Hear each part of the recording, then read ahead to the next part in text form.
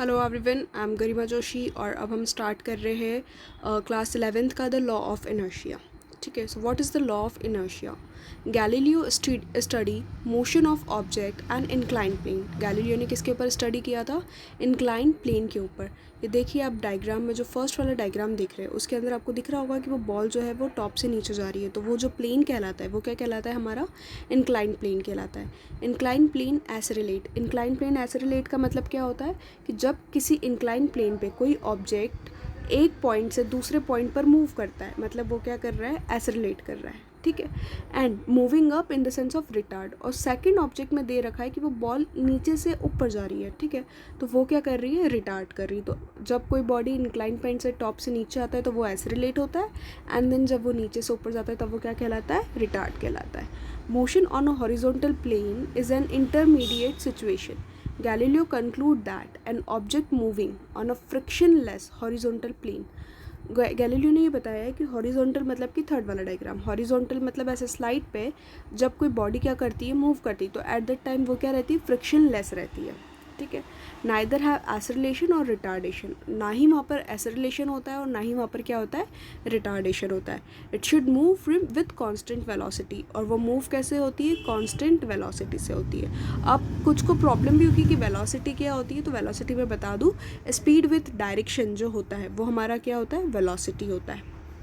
Another experiment by Galileo leading to the same conclusion involved a double inclined plane. A ball released from rest on planes on rolls down on a climb. उन्होंने क्या करा था? एक और experiment किया था। उस experiment के अंदर उन्होंने क्या किया था? उस एक्सपेरिमेंट के अंदर उन्होंने वही चीज़ बताई थी कि जो प्लान है, मतलब उन्होंने क्या लिया था? इंक्लाइन प्लेन के अंदर से बॉल को क्या कराया था? रोल करवाया था। ठीक है, कैसे रोल कराया था? डाउन वे में क्या कराया था? रोल करवाया था। और उसे क्या करवाया था? ऊपर क्लाइंब अप भी करवाया था, मतलब उसके अंदर एसेरिलेशन भी करवाया था और रिटार्डेशन भी करवाया था। ठीक है, same as a initial height. और इनिशियल हाइट कैसी थी? सेम हाइट थी। The ideal situation when a friction is absent, the final height of the ball is the same as the initial height. और जो फाइनल हाइट थी वो same थी किसके? इनिशियल हाइट से। देखिए यहाँ पर आपको डायग्राम शो हो रहा होगा कि यहाँ से बॉल जा रही है यहाँ पर, और वहाँ से अगेन बॉल क्या आएगी? नीचे आएगी। ठीक है, तो यहाँ से वो एसेरिलेट कर रही है और ऊपर जाते वक्त वो रिटार्ड कर रही है, और रिटार्ड से जब वो नीचे आ रही है एट दैट टाइम वो क्या कर रही है? एसेरिलेट, और यहाँ से क्या कर रही है? वो रिटार्ड कर रही है। If the slope of the second plane is decreases the experiment repeated, the ball will still reach the same height, but in doing so, it will travel a longer distance in limiting cases. When the slope second plan is 0. अब उन्होंने क्या करा? जो second plan लिया उसके अंदर क्या करा? पहले तो वो पूरा कर्व था, तो कर्व में प्रॉपर जितना एसेरिलेट हुआ उतना रिटार्डेशन हुआ। सेकंड में उन्होंने क्या कर दिया?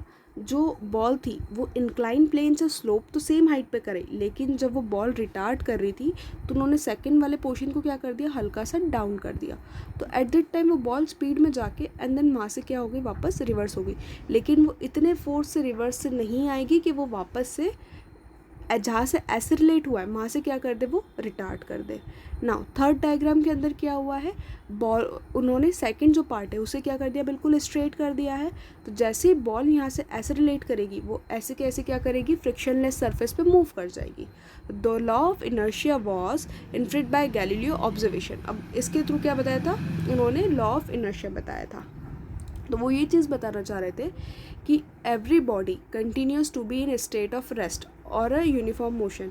कोई भी बॉडी है या तो वो रेस्ट पे रहेगी या क्या रहेगा? यूनिफॉर्म मोशन में रहेगी। तब तक रहेगी जब तक उसके ऊपर क्या होगा? कोई एक्सटर्नल फोर्स अप्लाई नहीं होगा। सो आई होप सो कि आपको लॉ ऑफ इनर्शिया समझ में आया हो। सो प्लीज़ मेरी इस वीडियो को लाइक कीजिएगा एंड पर्सनल वीडियो को सब्सक्राइब कीजिएगा।